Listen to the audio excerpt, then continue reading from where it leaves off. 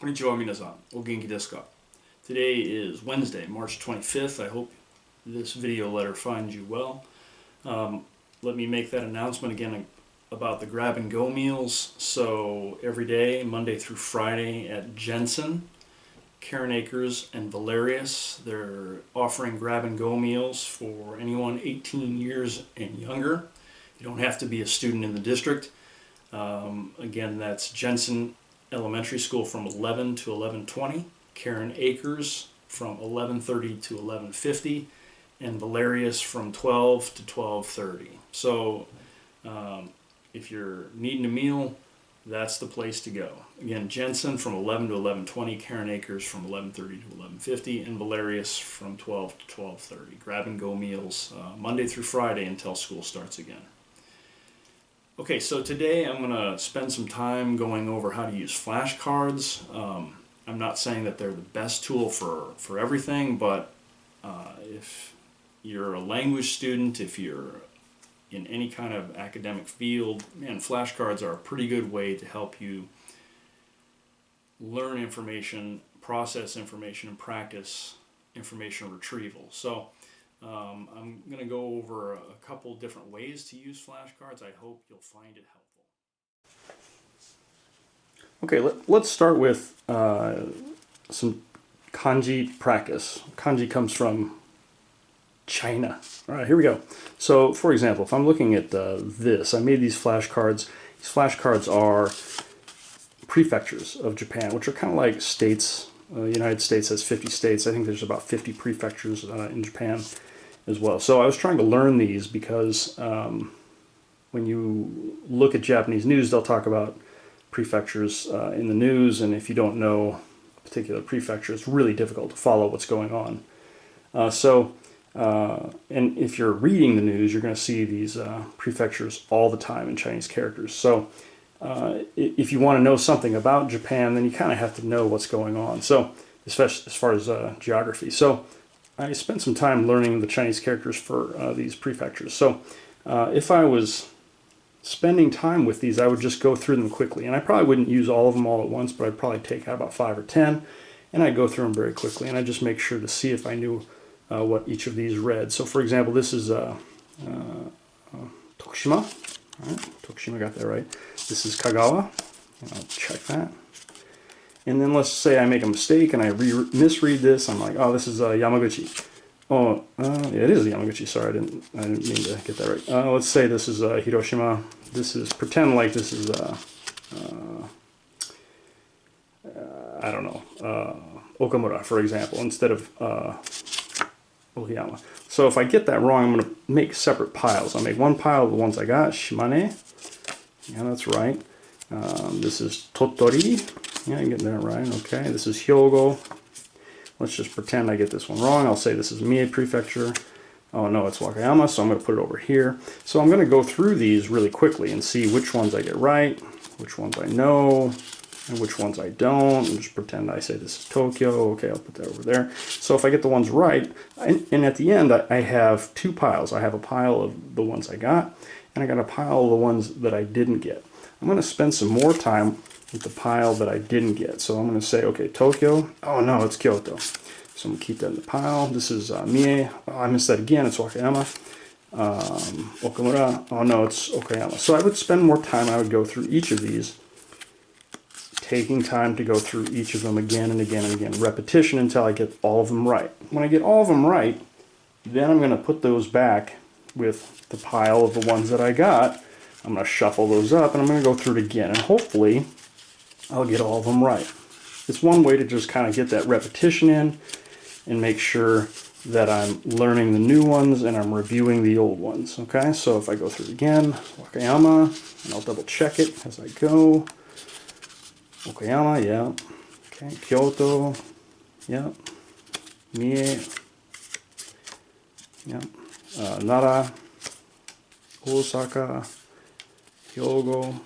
This is more difficult when you're doing it through the viewfinder. Tottori, Shimane, Hiroshima, Yamaguchi, Kagawa, Tokushima.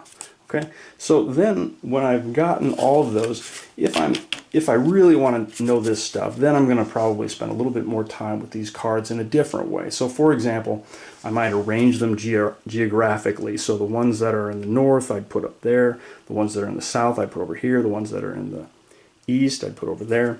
So I would spend more time processing these in different ways. I might also take some time to kind of go through them and say, well, what's Mie Prefecture famous for? Oh yeah, it's famous for ninja, for example. What's Kyoto famous for? Oh, it's famous for beautiful temples and shrines. And I might spend some time going through all of those again in a deeper, more meaningful way. Okay, let's take some time to look at something a little bit different. This time we're looking at concepts. So by the way, you could use flashcards for many different things. So not just straight memorization, but also for more deeply processing things. So I've chosen some of these things, which are just kind of rules of thumb, eponymous rules that are named after people, like, for example, Midas's Law. Now, I don't remember what that is. I wrote this on a card earlier today, but let's check what it is. Okay. Possession diminishes perception of value immediately. Okay, so Midas's Law is that as soon as you own something, you value it less. Okay, so that's kind of an interesting thing. So as I'm learning Midas's Law, I would think about what the meaning is, and I would also think about how to apply it. So Midas, I don't know if you know this story. It's a Greek or Roman myth of this King Midas who wished for gold and then was granted the power that everything he touched became gold, and then that's a problem, right? So anyway, this law is named after him, and it means, again, possession diminishes perception of value immediately. And I would think about how that applies to my own life. So for example, maybe there's a comic book I really, really, really, really wanted, but as soon as I buy it, it's not such a big deal anymore. It's kind of an interesting thing. Let's look at this one. The 90-90 rule of project schedules. Okay, I kind of remember what this is, but I'm going to double check. The first 90% of tasks take 10% of the time, and the other 10% takes the other 90%. So if I'm trying to learn this 90-90 rule of project schedules, I would think about how this applies to my own life, and I would process it as I'm going. Now, maybe the first time I go through the cards, I'm just trying to get a general idea, but probably the second and third time as I go through these rules, I would probably spend some time trying to apply it to my own life. So first 90% of tasks take 10% of the time, and the other 10% take the other 90%. I would think about something that I do every day, for example, that is a project that requires a lot of work, and I would think about how maybe up front, the beginning tasks that make up most of the project really don't take that much time. But then the fine details, that 10%, take a ton of time later on. So I'd have to think about that. So for example, I don't know if you've written well, I know you've written papers, right? So when you write a paper and you write down your outline, you get these great ideas, you put it down on paper, you have a beginning, you have an introduction, you have the body, you have the conclusion. Well, that's great, and probably you have some great ideas, but then later, as you do more research, as you do more editing, you find that end 10% takes a ton more time to finish. So it's the finishing up, it's the fine-tuning that seem to take tons of time when you're doing projects. And so I would process it in that way to help myself remember this 90-90 rule. All right, so hopefully you found that helpful. Hopefully it's something that you can use. I don't know if you're using, if you have flashcards, they don't have to be index cards.